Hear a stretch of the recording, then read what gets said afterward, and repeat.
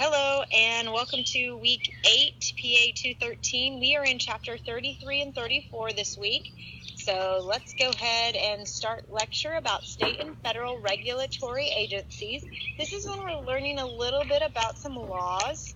So we're talking about how the U.S. Food and Drug Administration develops a new drug, how they have clinical trials, how they label a medication, and all of that. So make sure that you read some of that. And then package inserts.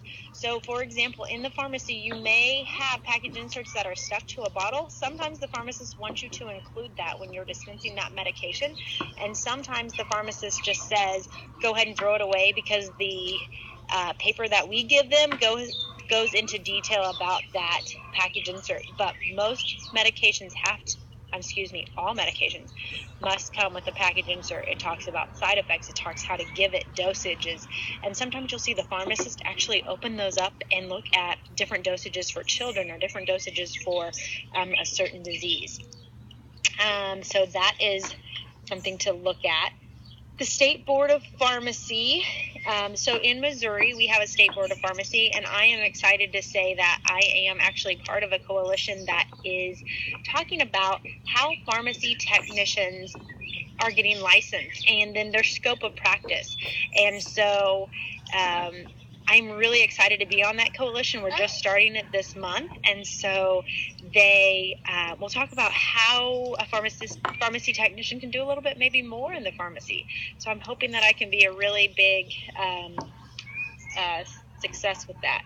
But anyway, it exists to ensure that the welfare of the patient is best served. So it mandates strict codes of professional conduct by the pharmacist and then also by the pharmacy technician. That is actually where we go, the State Board of Pharmacy, to register our license. What else? What else, Mama?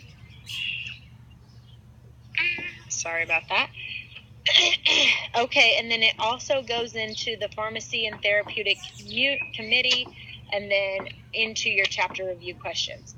And then chapter 34 talks about law and ethics in the practice of pharmacy. So the legal definition of pharmacy practice is an occupation whereby one maintains drug substances for therapeutic use, reviews prescriptions for legality and propriety, and selects the appropriate drug product to fill such prescriptions. So the legal definition of a pharmacy includes the practice of drug monitoring in the scope of medicinal therapy. So drug action, basic physiology, potential or adverse effects, food and drinks to be avoided, the importance of proper dosage regimen, and counseling. The Omnibus Law talks about how a pharmacist needs to counsel a patient on new medications, and sometimes you'll see that your pharmacist will do that they will tell you that every new medication that you see that a patient is on, that he wants or she wants to counsel them on it, and because that is their legal and binding law of that. Recognizing a legal valid prescription. So you need to know what to pick out on a prescription. Medical doctor, whether it's an MD, a DO, a DDS, a nurse practitioner, or a physician's assistant. Make sure that somebody has signed that. Dental and medical students are allowed to prescribe medications within the scope of their institution, but you want to make sure that you know that they have a license before you accept a prescription from them. And then verifying a prescription. What is on that prescription? The date of the prescription has to be, for a regular prescription, is a year, filled before a year or they expire, 6 months for a controlled substance. The patient's name, the generic or proprietary name of the drug, the strength, dose, and instructions of administration, the quantity or day supply required, instructions for preparation or special instructions that are appropriate for maybe you or the pharmacist to do, the name and the address of the prescriber, and verifiable DEA number. If you know about your DEA number, Chapter 1 talks about how to verify that DEA number. Make sure that you can add that up. That is at least 2 or 3 questions on the review. So make sure that you can verify DEA numbers. A valid signature must be in ink, no stamps, a date that the prescription is written, and must be presented for filling within 6 months to 1 year. I just talked about that. And then it also talks about verification of controlled substances prescription. Again, it's almost the same, but usually a pharmacist will want you to verify with the driver's license that is the right person.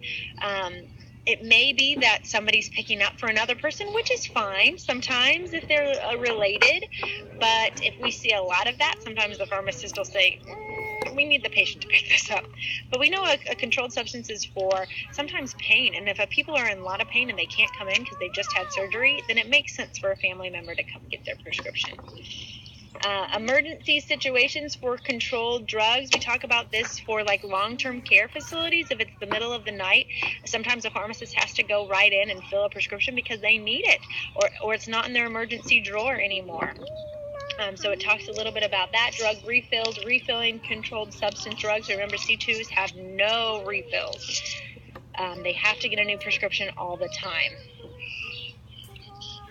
And then dispensing a drug or drug without a prescription. Normally, legend drugs, if this is normal drugs, not a controlled substance, is called a legend drug, are not dispensed without a prescription. The exception is when an institutional pharmacy dispenses drugs to be used as floor stock, which will be stored in a secure area of pharmaceutical supplies.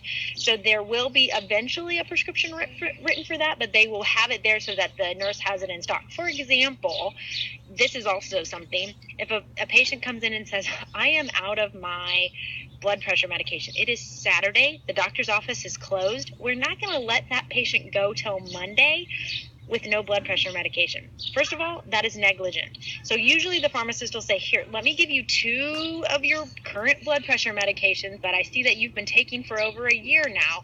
And then, so he's dispensing without a prescription technically, but then we're calling the doctor to get a prescription on Monday to get it refilled. That happens a lot. It's happened to me before. I'm like, oh my gosh, last pill just took Saturday. Doctor office is not open. How do I deal with this? And so usually a pharmacist will help you out on that situation.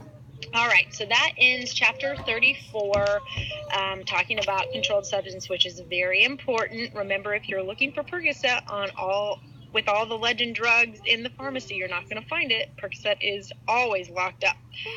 So make sure that you know that, because I've made that mistake before where I've gone and looked for Percocet on the thing when I would just on the counter, not, when I had just started. And the pharmacist is like, it's a controlled substance. So I'm just saving you some embarrassment. Hope you have a great week, and I'll see you soon.